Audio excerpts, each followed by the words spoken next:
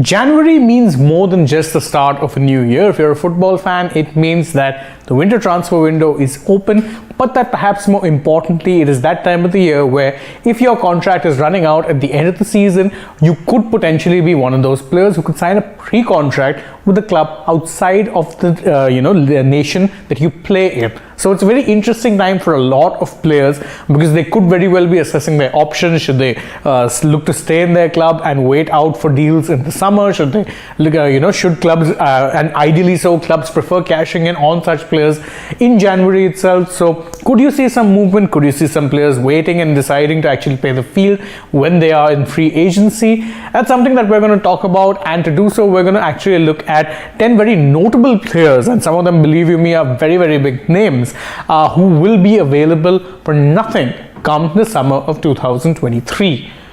We're starting the list with the 2022 Ballon d'Or winner Karim Benzema. Now, Karim Benzema has had a very, very interesting 2022. He not only ended up winning the Ballon d'Or, but he also was part of the French team for the FIFA World Cup and unfortunately picked up an injury, then retired. So there's been a lot happening with Benzema, and truth be told, that is generally the case with him a lot. But you cannot deny the fact that even at 35 years of age, he's still one of these quality strikers who every top team would want. So it is a little bit surprising that Real Madrid have let it get to a point that he is actually going to be available as a free agent. Now, again, you would expect Benzema would stay loyal to Real and actually sign a new contract, but stranger things have happened in the past. So even if you're a club like Real Madrid, where, truth be told, most players wouldn't really want to leave unless they had a solid reason to. Now, could Benzema be available in a free? Possibly, possibly not. But from what we've heard, the club are doing what they can to ensure that he signs a new deal ahead of time. And speaking of Real Madrid, he's not the only Real Madrid player, current Real Madrid player, and a Ballon d'Or winner from the club who is actually available on a free come 2023 summer.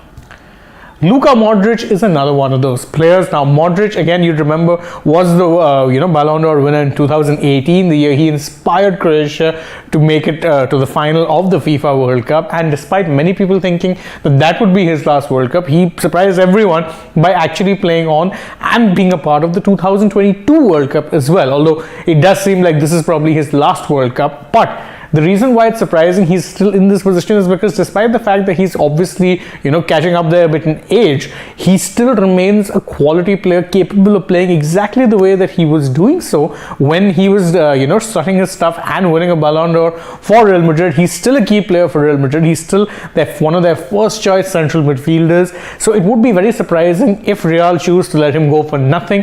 I'm expecting that most likely they're going to do everything they can, just like they would do for someone like Benzema, to actually ensure that he gets another deal come this year. Of course, we could very well be wrong because, as I said, stranger things have happened, and his midfield partner Casemiro was one of those players who surprisingly moved in the summer despite actually, having no real reason to move except for wanting a quote-unquote new challenge. So you could very well see that happen as well. Whether or not it does, well, that's something that only time will tell. As of now, though, I'm sure Real Madrid would be keen that the Croatian midfielder stays with them.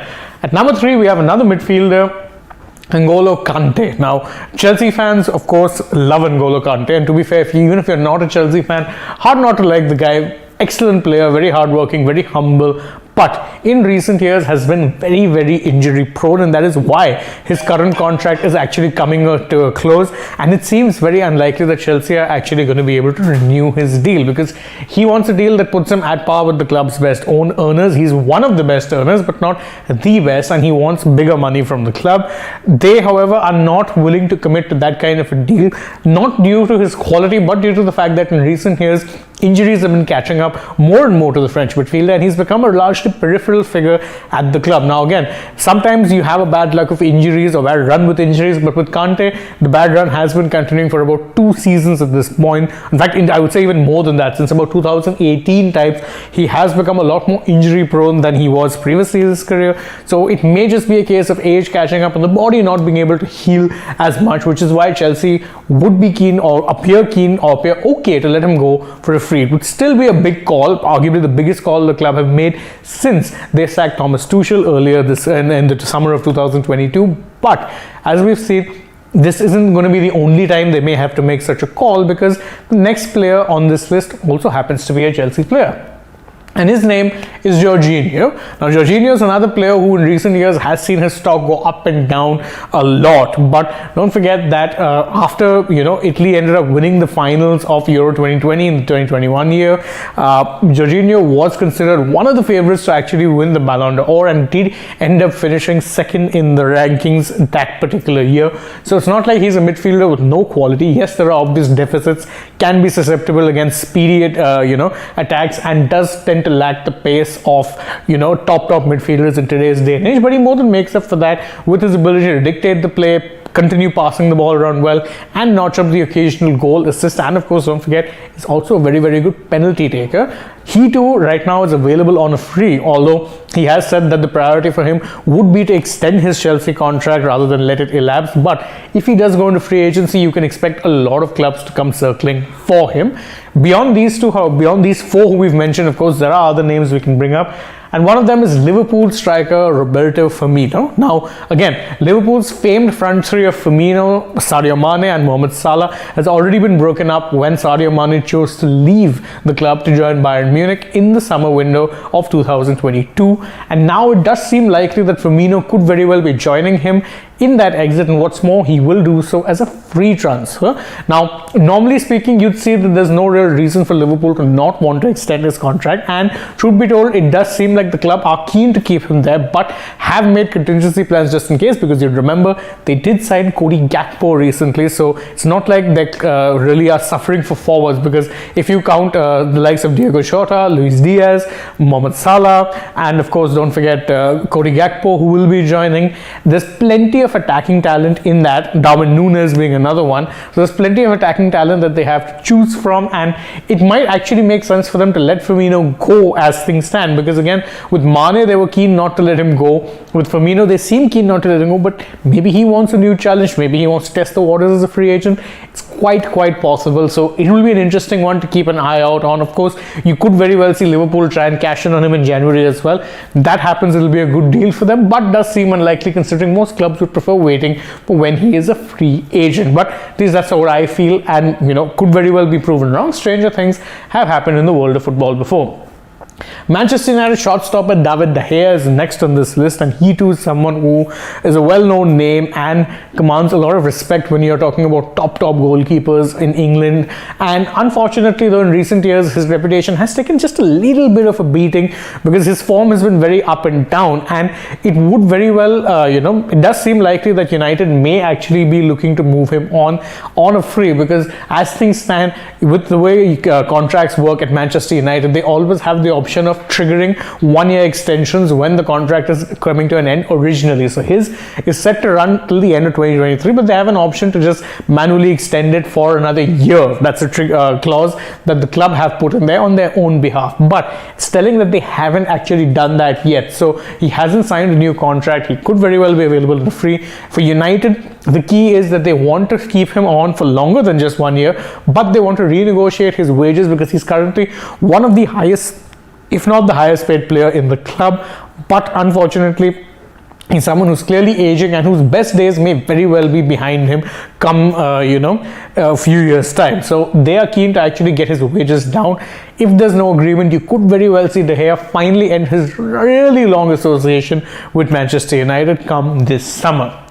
Now, beyond just the Premier League stars, there are other players from other leagues who are also up for free, and probably one of the more notable ones is Memphis Depay. Now, Depay, you remember, signed for Barcelona about a season and a half back, and he only signed a 2-year deal, but has found himself considerably below in the pecking order after the arrival of Xavi and the departure of Ronald Koeman, who actually did get some good performances out of him at Barcelona.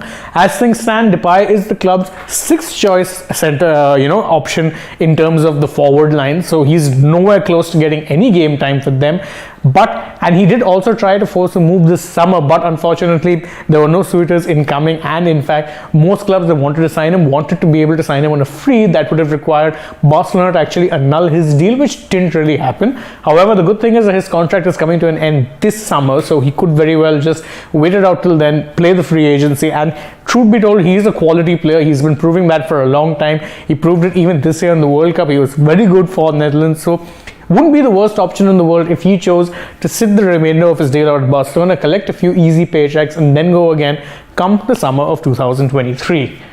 Beyond just him, if you're talking about players from other leagues, you have to make note of Adrien Rabiot, who had a very good FIFA World Cup this time around. Remember, he probably wouldn't have been starting for France, not for injuries to the likes of NGolo Kante and Paul Pogba, but made the most of his opportunity when given it, and he put in some very good performances. Unfortunately for him, his career at Juventus hasn't quite gotten off to the heights that most people expected he would be able to get. So don't forget, this summer itself, in the summer of 2022, he was close to joining Manchester United before that deal fell through, and with his contract coming to an end at the end of this season, could very well see a few clubs swoop in to sign him for a free. If of course that does happen, Juventus may well choose to sell him in the transfer window of January if they get any suitors.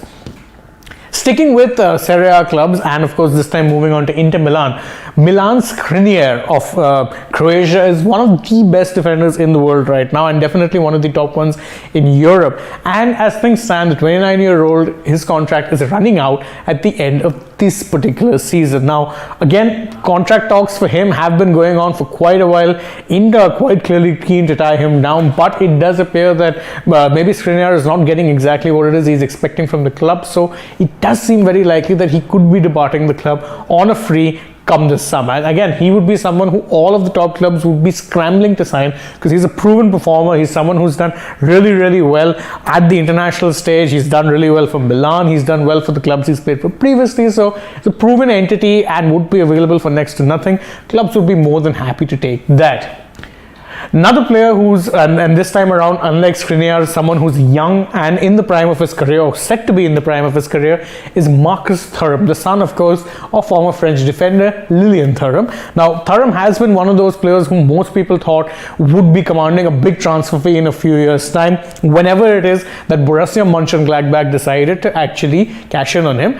As it turns out, though, they may have to choose to cash in on him this January itself, because in about 6 months' time, he will be a free agent and free to take a signing with any club that so meets his offer. And believe you me, if he's available for a free, there will be clubs circling to sign him. Again, he's someone who proved that he has plenty of industry, energy, and can find the back of the net during this particular edition of the World Cup. He was pretty good for France when coming off the bench, and he can very well be a certified starter for any of the clubs in Europe who actually so choose to want to sign him. Now, whether or not anyone chooses to do that in January remains to be seen, maybe if he's available at a cut price deal. But if it does happen that he ends up going into free agency, you're going to see a lot of clubs circling to sign him, because he really is a quality forward, one who would improve the squad depth at the very least of any team that chooses to sign him.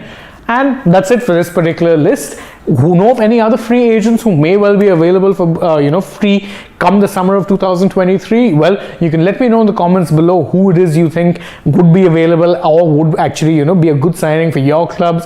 And don't forget to like this video, share it with your friends, subscribe to the channel if you haven't already, and tap the bell icon so you know when we're going live or uploading a new video for you guys. Then you can also go ahead and follow us on Twitter, Instagram, and Facebook. And last but not least, don't forget to download the AajTak app. Thank you all once again for joining us. As always, I've been Shane Dias. I hope to see you with us through the day. But for now, goodbye.